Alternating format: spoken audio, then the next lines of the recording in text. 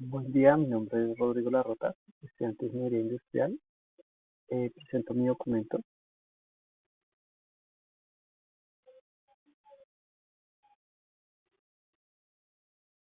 Esta exposición es acerca de la ley de Ohm y leyes de Kirchhoff. Entonces, inicialmente, la ley de Ohm. La ley de Ohm nos muestra la relación que existe entre la tensión, la corriente, la resistencia en un circuito. Esta ley establece que la corriente que circula por un conductor es directamente proporcional al voltaje e inversamente proporcional a la resistencia del conductor. Acá tenemos la fórmula. Voltaje es igual a corriente por resistencia y las diferentes formas de despejar esta fórmula. Tenemos que resistencia es igual a voltaje sobre corriente y corriente es igual al voltaje sobre la resistencia. Un ejercicio con ley de Ohm. ¿Qué voltaje genera una fuente para un circuito con una corriente de 42 amperios en una resistencia de 790 ohms? Utilizando la ley de Ohm, voltaje es igual a corriente por resistencia.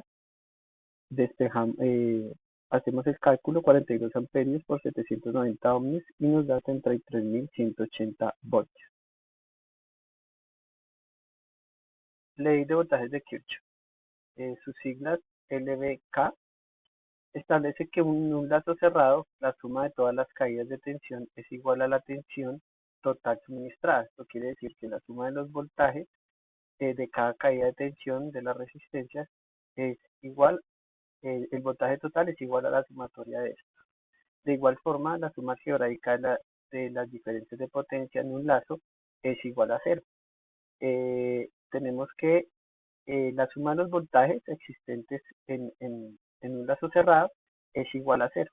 Al despejar la fórmula inicial, podemos llegar a la fórmula secundaria, simplemente pasando el voltaje total a restar al otro lado, que es lo que se hace acá.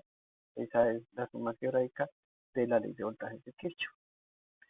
Para entender un poco mejor las leyes de Kirchhoff, la de voltajes y la de corriente, debemos establecer que hay dos formas de dividir los circuitos: en nodos, que son los puntos en donde se dividen la corriente, en donde se interlazan tres o más puntos en donde se divide la corriente.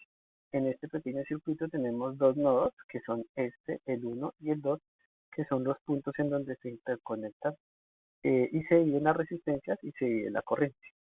Y la otra forma es en mallas. Acá tenemos un ejemplo en un circuito cerrado en donde tenemos cuatro mallas, en donde se dividen las cuatro mallas.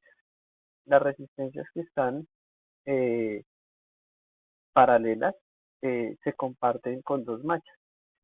Las dos mallas la comparten para despejar los cálculos en la fórmula. Ley de corrientes de Kirchhoff. Sus siglas son LSK. Esta ley establece que en cualquier nodo, la suma de las corrientes que entran en ese nodo es igual a la suma de las corrientes que salen. Es lo que indicaba en la diapositiva pasada.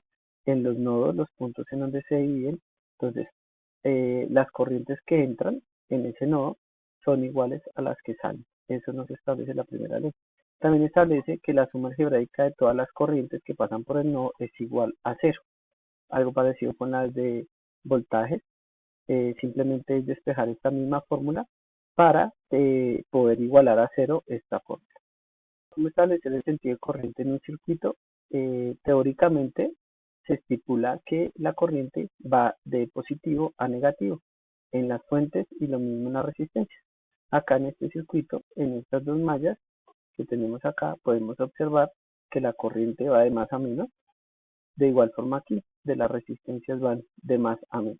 Así se establece el sentido de la corriente. Relación de la energía eléctrica con la temperatura. Al elevar la temperatura en los conductores de corriente eléctrica, los átomos contenidos se mueven, lo que genera una disminución en el movimiento de los electrones, así un aumento en la resistencia del material. Esto indica que la resistencia eléctrica es directamente proporcional a la temperatura. Obtenemos que si al elevarse la temperatura en los conductores, vamos a tener que el material va a aumentar su resistencia. Para hallar esta variación de resistencia con temperatura, existe una fórmula. Es esta.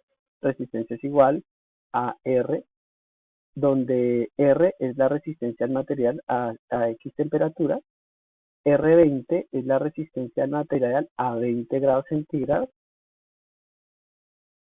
alfa 20 es el coeficiente de temperatura de la resistencia, es una tabla establecida estándar, y la T es la temperatura en grados centígrados en las que se quiere hallar la resistencia.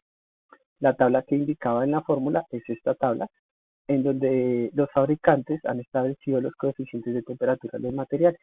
Dependiendo del tipo de material, obtenemos la temperatura que obtienen ellos a 20 grados centígrados para poder utilizar la fórmula que, que ya se indicó en la diapositiva anterior, que es una fuente de voltaje dependiente, una fuente dependiente de voltaje. Una fuente dependiente de voltaje es una fuente de voltaje cuyo valor no es fijo, es decir, que el valor depende de una otra corriente o voltaje en el circuito. La fuente dependiente de voltaje, el voltaje depende de la variable X, que puede ser una corriente o un voltaje en cualquier punto de este circuito. Este es el diagrama utilizado en los circuitos para una fuente dependiente de voltaje. Acá tenemos un ejemplo para hallar una fuente de voltaje dependiente. En este caso, lo que hacemos es multiplicar el valor de la fuente por la resistencia, por la caída de voltaje de la resistencia de 15 voltios. Obtenemos que el voltaje dependiente es 80 voltios. Muchas gracias.